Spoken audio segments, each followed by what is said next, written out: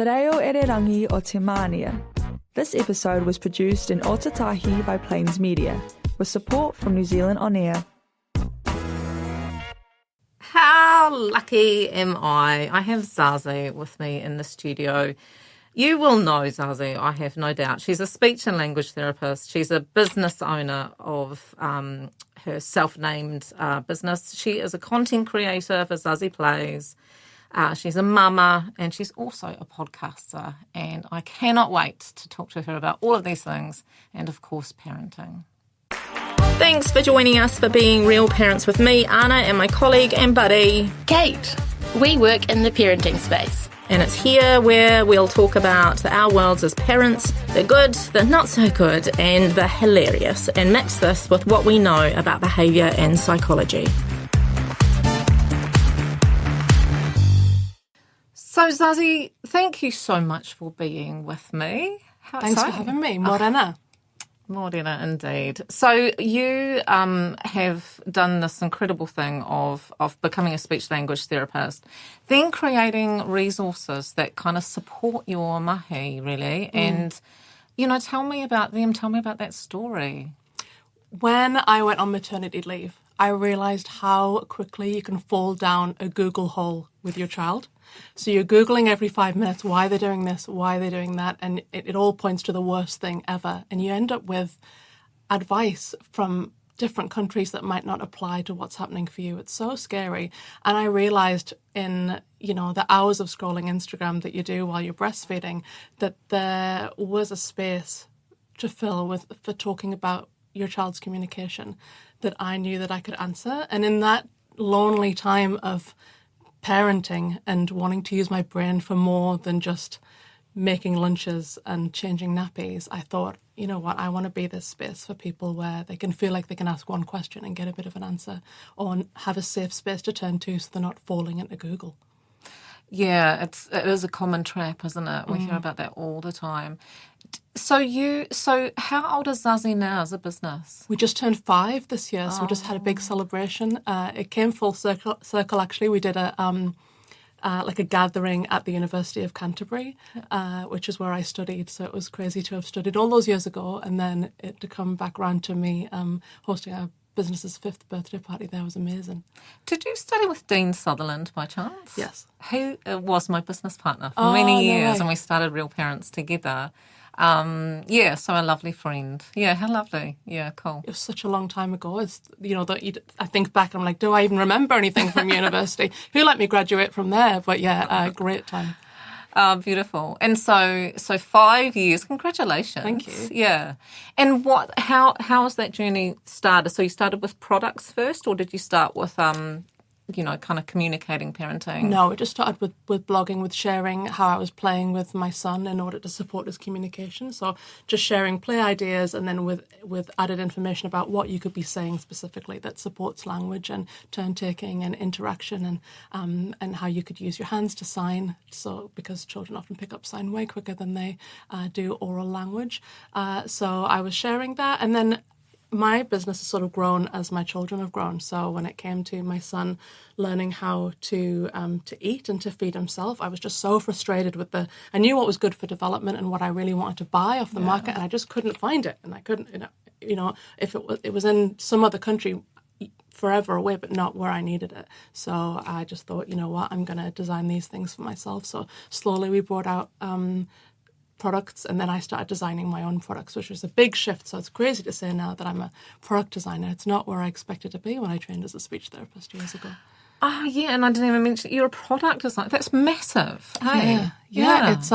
It really sort of scratches that itch for me of creativity, and that would have been another thing of why I started my blog as well. It's a really creative outlet to be, making social media. I mean, I'm a content creator. It is a really creative thing. So designing stuff is doing that for me as well. Amazing. And so 5 years on, what I'm interested in. You've got some products here, and I'm interested in those. Do you want to talk about your first product? Like, I don't know if that's a useful place to start. Probably not, because I don't have those with us, and it was a long time ago. But I can do what I brought today as our products that just won a couple of awards. So, Wow. so they're the ones that I'm most proud of, because I designed them, and we won an International Innovation Award for these ones.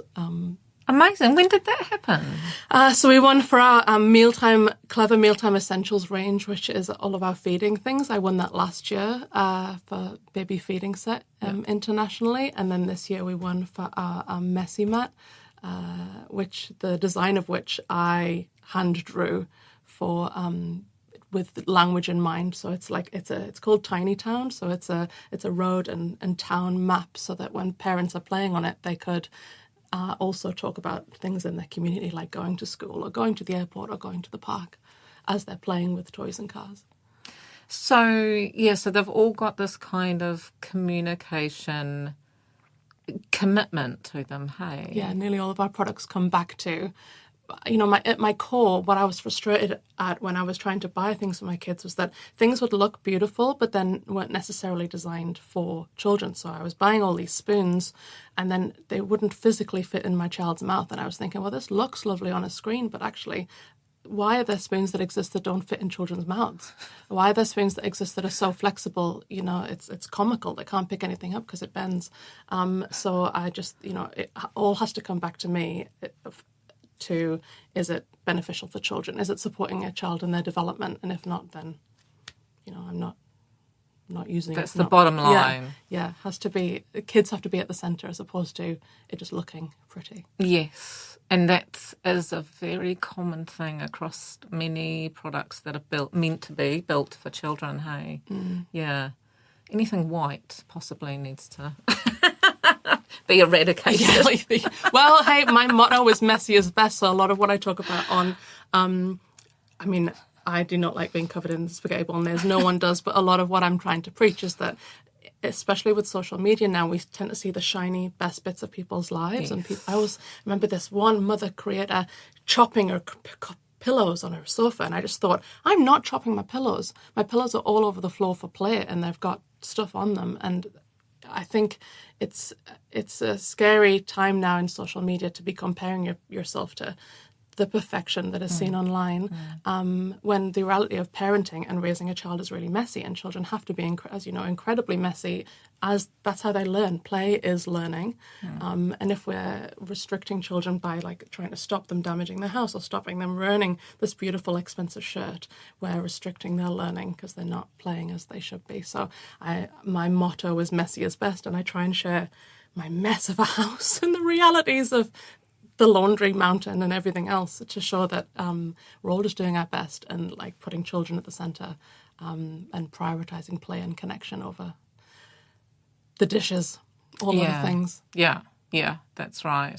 Yes, I love that. But it's clearly a philosophy of ours as well. And I always talk about, the your white couched mum, and if you've, that just is it completely contradictory to being real and being authentic and showing parenting, at its best, which appears to be messy. And my white couch is a hand-me-down from my parents, and it's filthy. It's absolutely, it's embarrassingly filthy, and I'm open about it. And I'm like, we might dunk these in the bath every now and again and bleach them, but they're vile, and that's just how we roll. And one day I'll have a beautiful couch, and it'll be when my children move out, and won't that be a sad time, And then so for now, I have a filthy white couch, and I'm proud of it. The marker of empty nesting is the white couch. Yeah, that's when I'll have a glorious, beautiful white couch. Yeah. Oh, that's sweet. Really nice. You're listening to Being Real Parents on Plains Media, broadcasting on 96.9 FM, streaming live and available as a podcast on plains.org.nz. Tell me more about all these Zazi products, the work that you're doing, and how, which parents are going to engage with you and enjoy what you do, which will be a huge proportion, I'm sure. Look, what I'm trying to do is just any parent who feels like they want to find some community with like-minded parents. I'm trying to create a community here. I'm not trying to be the head queen point of it. I want parents to connect with others, and I'm always asking people to leave their advice and leave what they do with their child or how they play or what their child likes in the comments of all of my content, so that we can learn from each other, because I'm not the one here with all the answers. But I do want to make it a safe space for parents who are also trying to reparent themselves. We all grew up with our own parents, and we all come with that example of how we were parented, and I'm all about respectful parenting and authoritative parenting, or sometimes it's called gentle parenting. Everything that I'm trying to educate parents on is around that area, and how we can regulate ourselves first in order to be able to better show up and respond to our kids, because kids are really difficult. It can be so hard, and it brings up a lot for us. And I found that in the beginning of my parenting journey, I found myself feeling really angry and really stressed, and there was a lot of that to unpack for me, which is again why I'm trying to help other parents to not feel as stressed and understand their child, and that all behaviour is communication. Yeah, nice. That's, we have a lot in common. That's a beautiful thing. Yeah, cool. And people are engaging with that, and I can't stop looking at your products. Sorry, you're going to have to talk me through them. I'm like, it's the colours, and and because of your beautiful, unique background in speech and language therapy, I really want the stories is what I'm kind of like drawn to as well. So bear with me while I... No worries at all. I can show you our spoons if you want. So this is one of the first things that I designed. So as I said, I was so frustrated with spoons not being able to fit in children's mouths or being hyper flexible. Or what I'd noticed is that my son would, you start them on bits of purees and stuff. They're covered in yogurt. You know the story. And he'd be holding a spoon, and then he'd try to eat with it, and his slippy little yogurt hands would just slip down into the spoon part. And then he just had his fist to his mouth. And I was thinking, this isn't working. So that's why I designed our clever spoons. So they have a mouthpiece that fits in a child's mouth. This little neck here stops their slippery little hands from sliding down into the spoon piece. They're really grippy, and they've got this notch on the back. It's hard to see from the box, but they've got a notch on the back because I'm trying to educate parents that children don't actually need to be spoon-fed.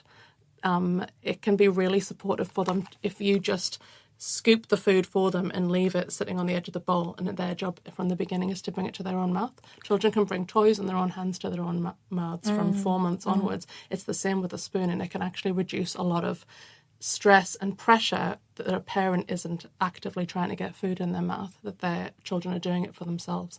And so many parents are surprised at how soon and how quickly children can feed themselves when they're just given the right tools to do so. My guess is too that there's also association with, having autonomy around what you're putting in your mouth with not having so many, worries or concerns about food as such. Am I right? Yeah, well, we know that children can become more picky and more stressed around the eating time when there is that added pressure. And as parents, we always want to see our kids get to the next stage. We're worried, we're seeing people online, we're comparing our children, and we're thinking, why is my child not doing that? And feeding and starting solids is a really exciting time until it's not. Yeah, and then you realise it can be really stressful. Oh my gosh, there's food everywhere. And actually my child isn't taking on food, and little Jimmy next door is eating loads. And parents tend to start to want to be like, well, I'm just going to get it in there. And then you start worrying about sleep because you're sleep deprived, and you're like, well, they need a big meal or they're never going to sleep, so I'm going to try and jam this in. I'll put a screen on so that they're distracted, and then it just becomes this whole rigmarole of stress, and I'm trying to take the stress out of it. So whenever I love going to baby expos and stuff. Whenever I'm face to face, doing as much education as possible with especially new parents on the fact that we can load spoons, we can use the little hook on the side of them, and we can spoon switch. So when they're eating with one hand, you load the next spoon. Can I have a look? Yeah, sure. So that they're able to, from the beginning, they can feed themselves as opposed to being spoon-fed. The first thing I love about this is there's two bloody spoons. Like there's no fork in here. Yeah. So it's just all about spoon switching for that. In that beginning bit. Nice. Because I always wonder what the heck is a new little person who's learning to going to do with a spoon, and sometimes there's also a knife. Yeah, there's a lot going on. Yeah, I think this just makes it easier for parents in knowing I can use this because I am also an advocate for baby-led weaning and children having access to safe textures that they can put in their mouths and explore as long as it's done safely. So yeah, I started with spoons, and then from then on we moved on to designing our cutlery. So again, I was annoyed with what was on the market being really blunt. There was knives a lot of sets came without knives. A lot of sets came with forks that weren't sharp enough, so kids were failing and then chucking them across the room because why would you use them if they weren't working? So yeah, that's cool. So this is the progression from your clever spoons to the clever cutlery. Yeah, so they have the same grips and the same things that stop their hands from sliding down. But the knife is actually serrated like our butter knife is. So I'm not allowed to touch it. Yeah, so kids can cut, and then the fork is just sharp enough, and they can, help butter bread on a morning, and they can cut their food, and they can stab their sausages. I do use the word stab your food in the learning period. So, I want kids to be successful, and I love seeing parents in awe of what their kids can do when they've got the right tools. Yeah, and the whole thing does look like it's about, that philosophy around playing with food in terms of using these sort of implements. But eating, obviously, is the outcome. But there's the element of sort of joy around them, isn't there? Yeah. They're sweet. They're very sweet. Thank you so much. I like the weight of them. Yeah. Yeah, we also have I didn't bring it with me, but we have a mat, so it's sort of in that Montessori style of kids setting the table by themselves and them having the independence. So I want children to feel like, this is created for them. It looks kind of pretty, and parents like that, but this is created for them, and they can get their mat and they can get their cutlery and set the table by themselves and have all this autonomy and then feed themselves, as opposed to it being a stressful time of, I'm being sat down, I've got this bib on me, Mum's given me this food and I'm not keen on it, and it becoming like a I don't want to eat situation. Yeah. When are we moving to the cutlery as opposed to the clever spoons? From about a year onwards. Got it. Okay. Yeah. I designed them, so I had them in my house, so my kids would have started with them a little bit earlier just because I decided that they could, and I'd give them the fork to have a bit of a go at stabbing things. Some kids find it easier to stab as opposed to scoop. Sometimes a spoon can get a bit like egg and spoon race with a certain types of textures, and a fork can be a little bit more precise. Yeah, nice. Oh, they're gorgeous. Thank you so much. Well done. And then you've brought in the play mat. Is that what it's called? This is our messy mat. So it's for play. It's for getting messy in the house. So the point of these is that they're absorbent, but they have a waterproof layer so nothing can get through to your carpet. I can attest to that. And I live in a rental house, and I haven't wrecked the house much. I've wrecked my sofa, but that belongs to me. So the idea is that I want parents to get messy in the house, so I try and show as much as possible of us doing messy play, lots of water play in the house. This is all caught in here, nothing goes through to the carpet. And then we go out, go out for picnics, go to the beach because no wetness can come up to your bum either. And then we always use one of these on my son's bed at the minute. He's not always continent overnight, and it just replaces the need for any sort of other types of sheets, because you just put this on the bed, it's soft enough to sleep on, and any accidents you can just rip it up, and it's just machine washable. So I always have parents contact me to thank me when they've all had gastro.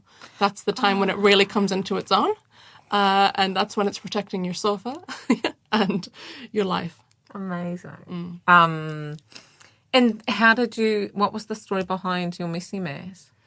Just a need for it as my children became more and more into getting messy and play. And again, my motto being messy is best, and trying to make parents feel comfortable being messy in their play for development and learning. And are we just hanging that up afterwards? We've made the mess and it's or sticking it in the chuck it in the washing machine, or if it's just a little bit wet, just hang it up in the garden. Yeah, they dry really quickly, and then you're back to square one, ready to go again.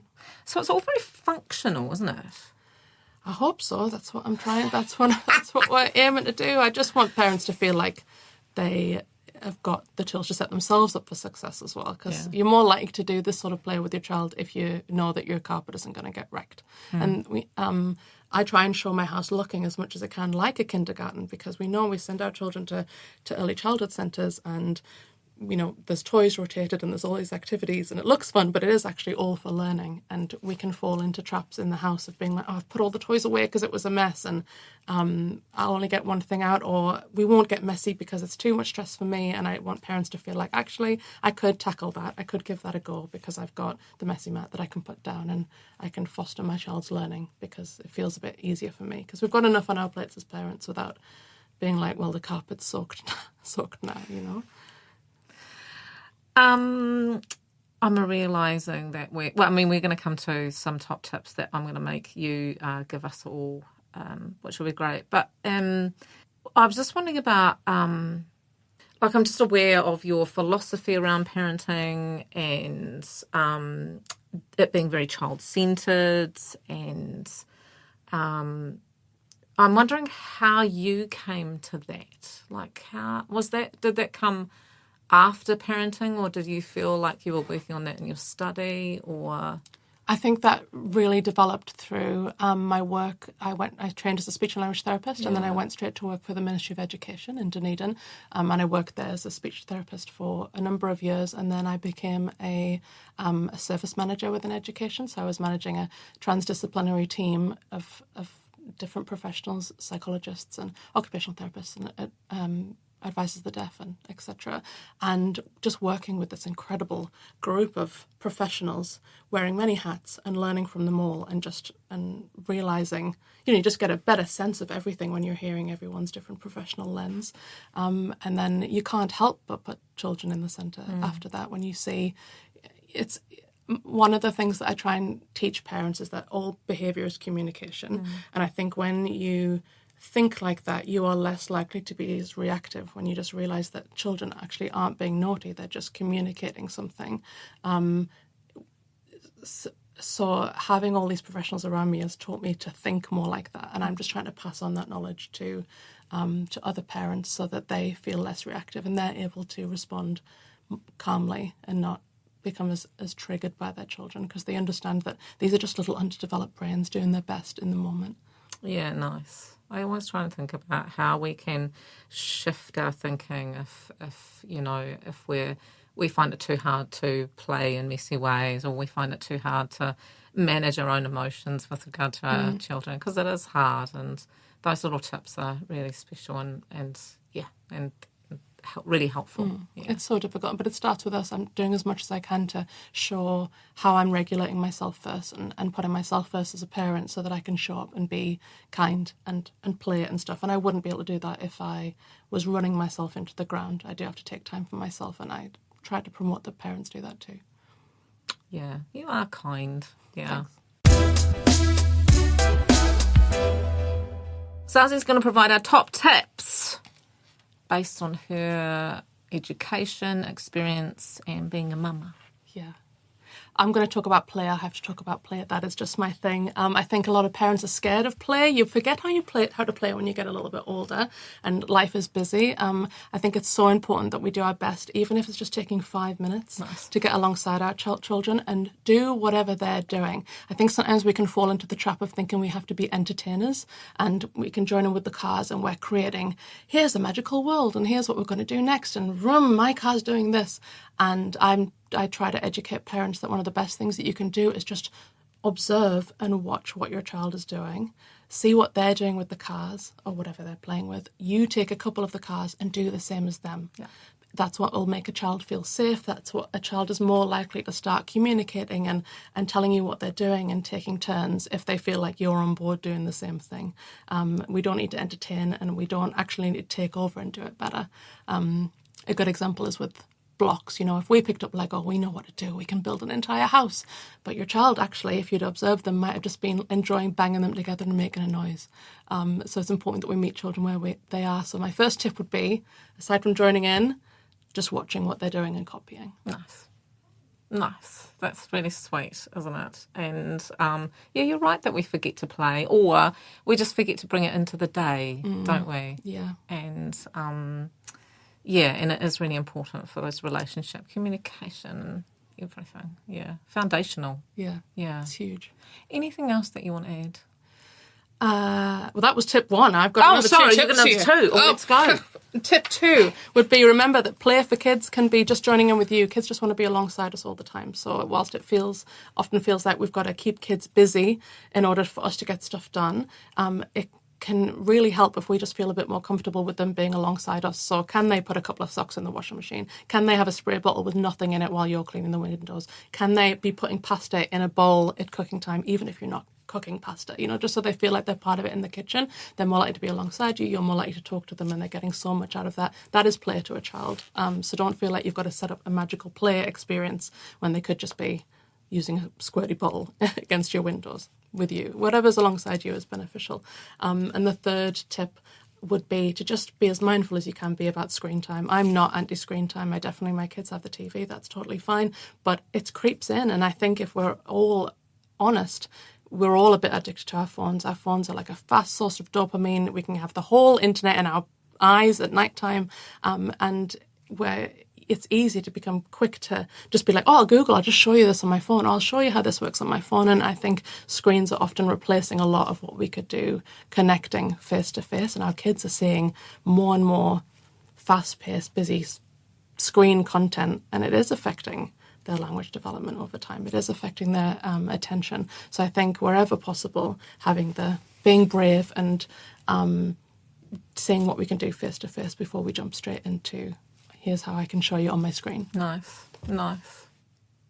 And if you want to check out Zazi and everything she does, you can find her at Zazi Plays on Instagram, and her website where you can find all of these incredible products is www.zazi.co.nz. Awesome. Thanks for being with us today. We hope you've learned that while parenting is challenging sometimes, that's totally normal. It's been fun having you with us. Keep being amazing.